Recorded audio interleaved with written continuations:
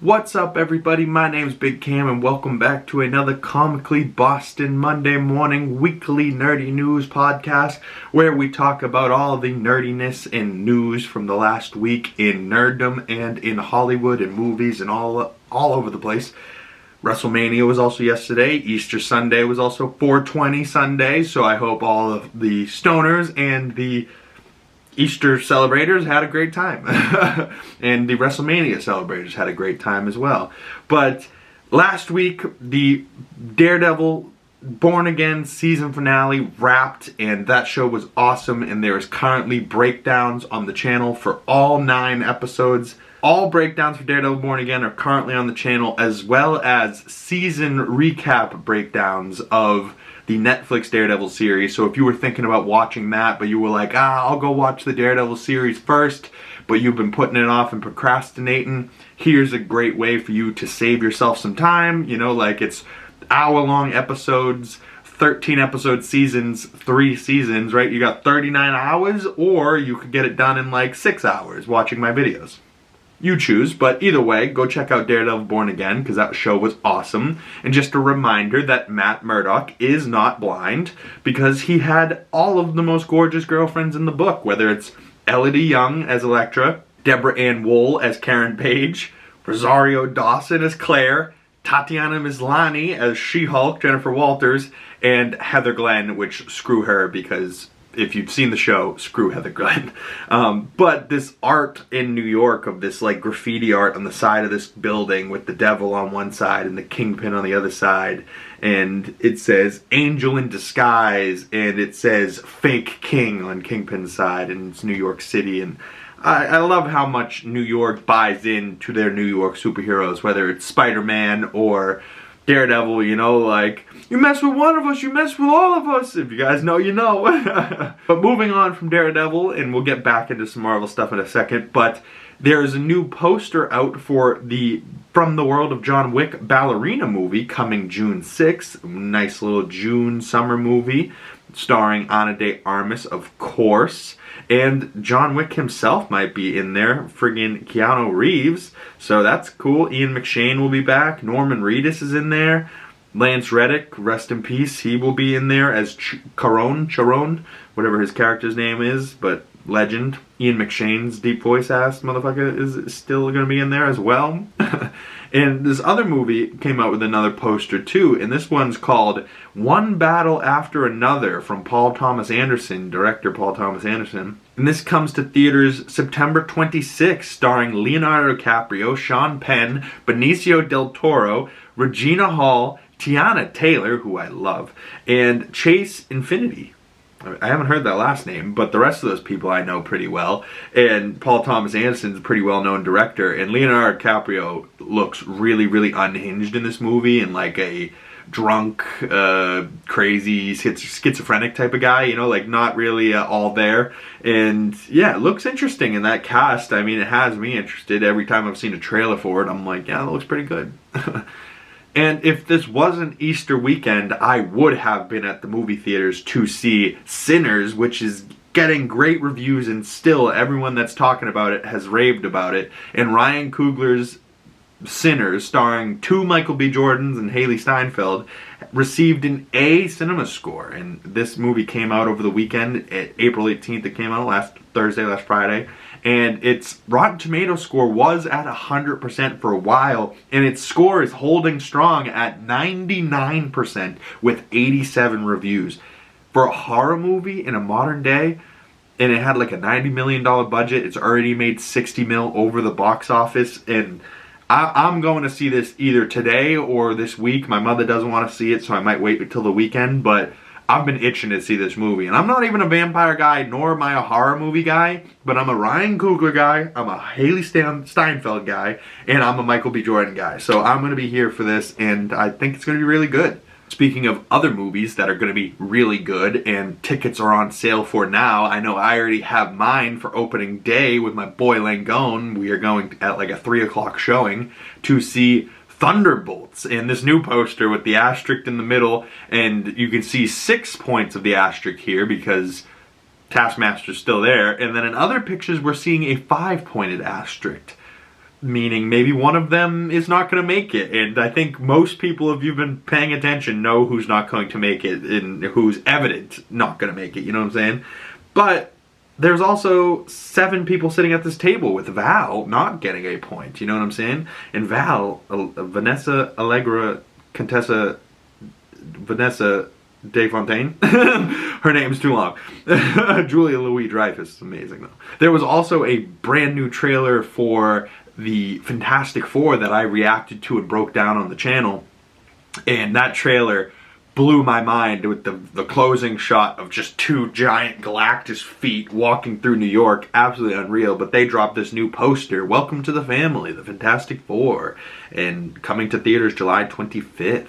And I cannot wait. I am so excited to see the Fantastic Four family all together, being badass. Herbie and Ebon Moss-Bachrach going to be Ben Grimm. I mean, the one few shots in this movie, I suspect that we see him as the man version of Ben before he becomes the Rock version of Ben. Reed Richards, Pedro Pascal just had a wonderful, wonderful Sunday of The Last of Us. So he's already now moving on into the Fantastic Four promo, you know, and leaning in now, getting prepared for July to be doing press for this. I guarantee they're going to have all 4 of the family out doing all types of press. And I also love this shot that I didn't point out in the trailer, but I want to point out now, of Ben Grimm the Thing in his full Rock form, but looking absolutely just like to the 10s, you know? He's got a nice little suit on, he's got a nice snatched waist, the upper body's looking real buff, and he's got like a little tie, a little shirt and tie actually going on. I was like, yeah, Ben can clean up nice.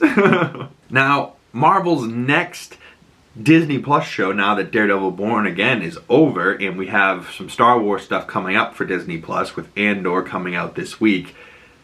The next Disney Plus show for Marvel will be IronHeart. We are finally getting IronHeart. Should have came out in like 22, 23, and now it's coming out in 2025 with Dominique Thorne playing Riri Williams and getting back to this Iron Man suit type of thing hero, you know, like her suit in Wakanda Forever I wasn't the biggest fan of, but I did love her and like the MIT of it all, which is like here in Boston, which is cool.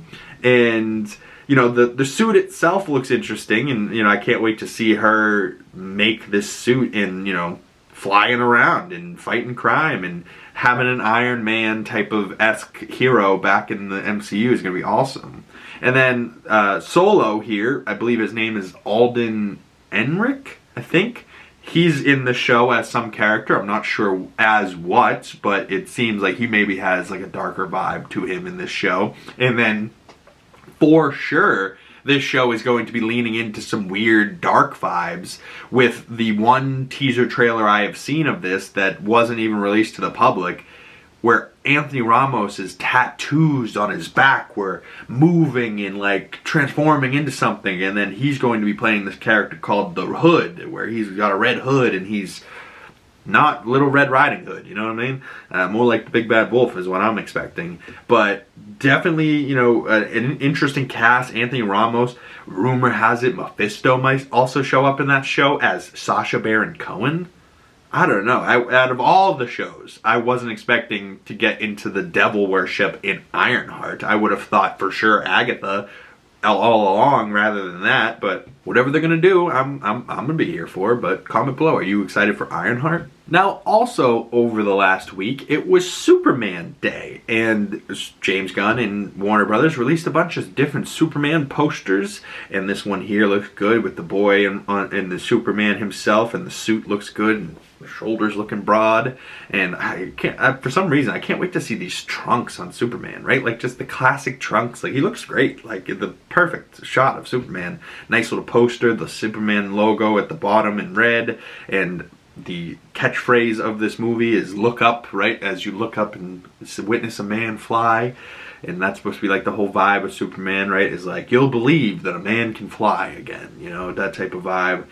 Here's another one. Superman, Welcome to Metropolis. An official novel inspired by the film. So a book coming out alongside this Superman, Welcome to Metropolis. I'm guessing this is going to have to either be like a behind the scenes type of book where like a lot of pictures and stuff. Here's another one, blue Superman look up poster, Superman Day 2025.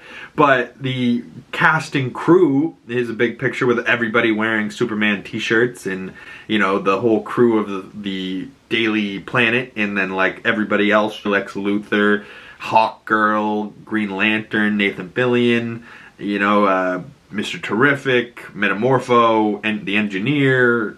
All of them are here. James Gunn also released like this behind the scenes featurette type of thing where he teased a bunch of different looks, and like they had an image of Metamorpho, and here's an image of Hawkgirl, Isabella Merced, who is playing Dina right now in The Last of Us, and she's playing Hawkgirl, who was one of my favorites from the animated cartoon show. But Isabella Merced is one of my favorite actresses working right now. And her being Hawkgirl and James Gunn's Superman, like, just feels right, but I can't wait to see her in this role and see what she gets to bring. But David Cornsweet, you know, as Superman, like, this shot of him, like, his jaw, the Superman logo, the blues, the reds, even though this shot's in shadow, the colors on the suit look so good, and he looks like such a Superman, you know, the blue eyes popping with the blue of the suit, the hair, you know, like, I can't wait to see this guy be Superman. I really can't. Like, he's gonna embody this role so perfectly, and he looks like he's already doing it very well. Now, moving on to my final topic of the day, and the biggest topic from the weekend, and something that I was desperately trying to get to, but it just wasn't feasible or, you know, obtainable, was the 2025 Star Wars celebration in Japan, which would have been really cool. But Japan had it all going for them, right? Like, and it was weird because like I would wake up to a bunch of updates and stuff instead of like midday or at night, because I'm pretty sure we're like 14 hours difference from here to Japan. So like if it's 11 o'clock here, it's like what, 1 a.m. there? You know what I mean? Like we're on completely, like, it's daytime here, it's nighttime there. Nighttime here, it's daytime there. So they're like starting their presentations and I'm like going to bed, you know, watching these things. But there was a bunch of different news dropped, and the Mandalorian and Grogu had a panel, and there's a bunch of interviews, and there's like exclusive footage shown just to people there, but there was a bunch of interviews out where they're talking about the projects and talking about some of the footage that they showed to these people. So there was like spoilers in some of those interviews where they're like talking about stuff and teasing stuff that might be coming. But the Mandalorian and Grogu showed some images, and Zeb of the Ghost Squadron, if you would, is going to be returning as a movie star in the Mandalorian and Grogu, and you get to see the full Zeb there with the legs and everything. I love Zeb from Rebels. He was one of my favorite people. Also in the Mandalorian and Grogu is going to be Sigourney Weaver, who I was expecting to play some type of villain role, but it seems like she's going to be one of the good guys, and she's going to be a rebel fighter pilot. And you can tell that because of her outfit there, standing there with Jon Favreau. And here's another shot of, you can't really tell it's her face, but this is definitely Sigourney Weaver's hair sitting across the table from the Mandalorian as Grogu, baby Grogu, is trying to force pull her food away from her. And the boy's hungry. We also learned a while ago that Jeremy Allen White will be in this movie, and he was going to be playing Zero or something the Hutt. He's going to be playing a Hutt. And the Hutt that he is playing seems to be in a battle arena, and his Hutt has jacked arms. So they got Jeremy Allen White to play a jacked armed Hutt. Alright, alright. I mean, I don't know why there's a Hutt in a fighting arena. We normally see Hutts being fat little slugs, but apparently this one gets after it. The next Star Wars movie that we're going to be talking about is a new project, entirely new, that we were speculating was a thing, but now is confirmed that it's in the works. And not only is it in the works, that they are in pre-production and about to start filming very soon. And this movie is going to be directed by Shawn Levy, and it's going to be called Star Wars Starfighter. And I'm not sure what this is going to be about, but what we found out is that it's coming to theaters May 28th of 27, which next May of 26 we get the Mandalorian and Grogu, so May and May of the following 2 years are going to be Star Wars filled. Very interesting. So this also means that May of 26 is going to have The Mandalorian and Grogu and Avengers Doomsday, and then May of 27 is going to have Star Wars Starfighter and Avengers Secret Wars, if neither of those get moved, which is very interesting. And Shawn Levy described this project as not a prequel, not a sequel, a new adventure with new characters. And new characters include Ryan Gosling starring in this movie and in this standalone film that is going to be set around 5 to 6 years after the events of Episode 9. In May, bring back some sequel trilogy characters, right? So you could see whoever was in Rey's movies, you know what I mean? Whatever happens after the sequel trilogy. So this could be perceived as Episode 10 of Star Wars, but I don't think Shawn Levy wants to connect it that much, right? Like, sure, it's set in the same time realm, right? Like, same time period, and he might be able to play off of some of the things that happened at the end of Episode 9, but he is a Star Wars Starfighter, new story entirely, a new vision. And apparently the first looks of the star ships that they showed in like the previs and concept art of these things look completely different from anything we've gotten before. So that's exciting alone, where Shawn Levy's bringing this new, fresh, creative vision after coming off of Deadpool and Wolverine. He's bringing this new vision to Star Wars. I'm here for it. And this was all like day 1 and 2 of Star Wars. Then they had 2 more days.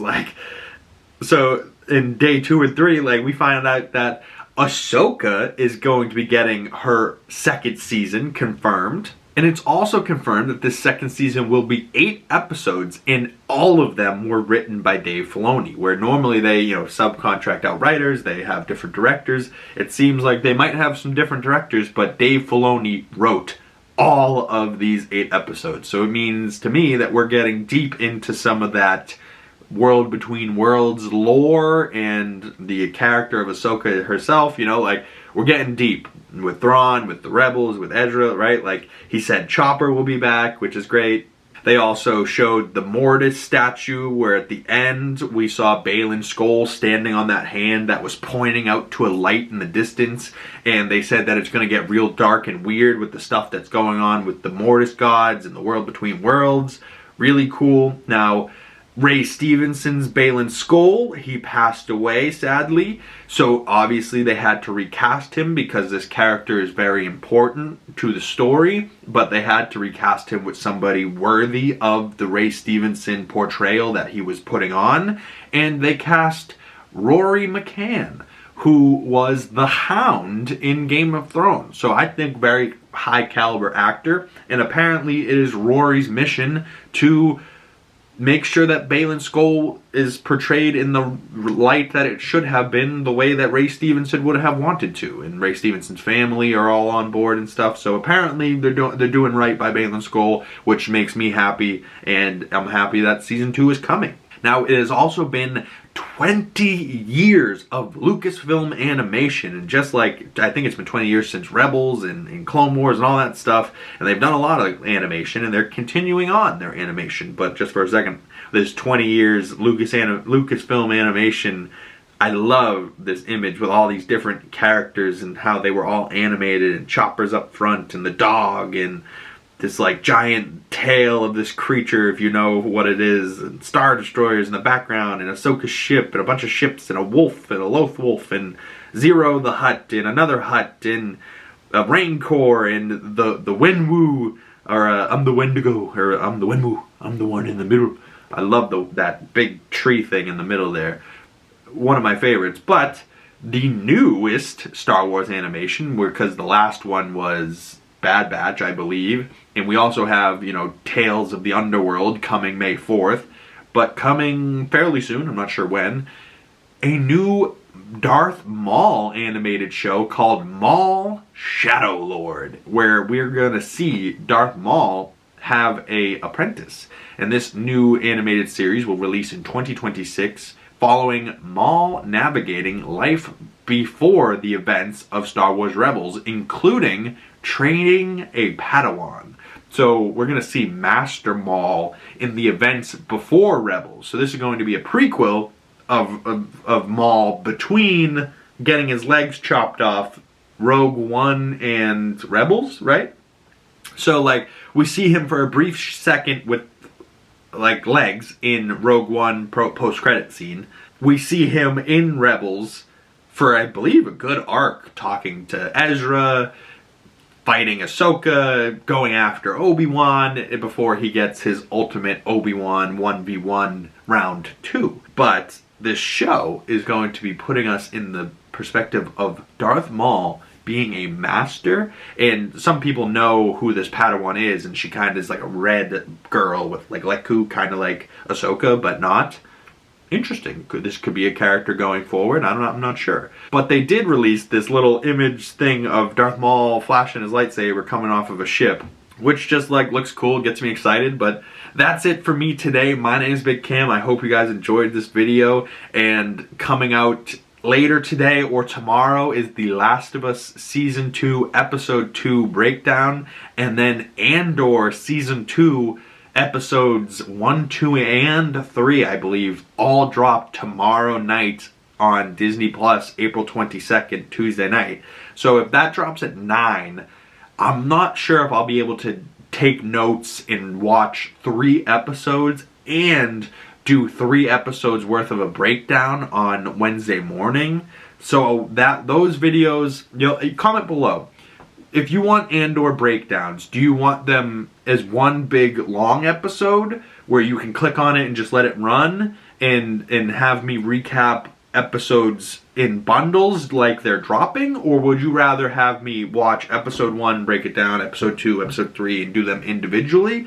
Comment below what you guys think and what you guys would want. I'd love to hear from you. But we do have these 2 other little Andor posters, Season 2 with Krennic and the Death Star in the background. And then this one here with the Death Star as like the centerpiece getting built like we saw in Andor and K2SO and Stormtroopers. And yeah, Andor is going to be fun. One of the most underrated Season 1s, and Season 2 is going to be great.